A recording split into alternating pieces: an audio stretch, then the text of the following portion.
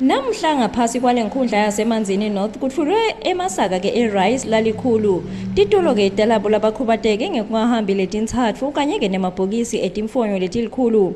Mbasata wase Taiwan Jeremy Liang uchazile kutsi bahamba ke umhlaba wonke baphake labo labadzingile letintfo kuletikhatsi lapho khona umhlaba uhlaselwe ingcinamba yeligciwane le-COVID-19.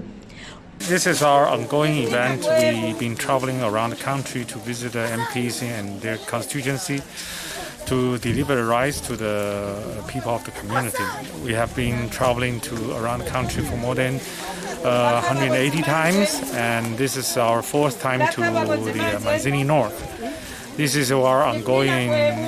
Lilunga lePhalamende lasemanzini North umhlonishwa macford sibanze ubonge uhulumende wase-Taiwan njengoba ke lokhu akuseko ke ukuqala kwenteka. Kakhulu kusho ukuthi ngakubita nge-early Christmas ngoba sitawunikelela abantu labafikako ku-100 but umehluko it's 30 kg rice, white rice, the most expensive rice, and nangithi umehluko kokuthi usually kuvame kuba nge-10 kg.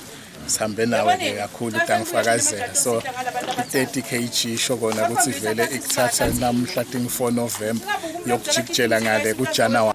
Mbasada Jeremy Liang ubese ke ukhonjiswa ke lihola ke lelisha ngaphansi ke kwale nkundla. Nginohlahlathwala itindzabende eMaswati channel. Nginacela impilo Dlamini kaManzini.